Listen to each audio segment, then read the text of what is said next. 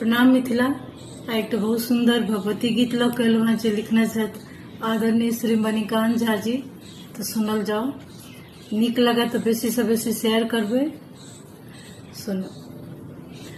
अथिन भवानी आए मोर आंगन मां, अथिन भवानी आए मोर आंगन मां, अथिन भवानी आए मोर आंगन मां।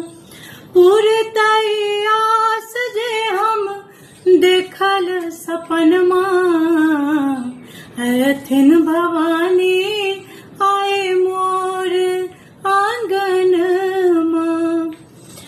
गाय गोबर सा आंगना निपायब, गाय गोबर सा आंगना निपायब, ताहि ऊपर सो गंगा जल छिटायब, ताहि ऊपर सो गंगा जल छिटायब। कमल दाल आनी का आसन ओछन मां, अथिन भवानी आए मोर आंगन मां। आर्घ आपाद सा चरण पखारब, कर्पूर बारी का आरती उतारब,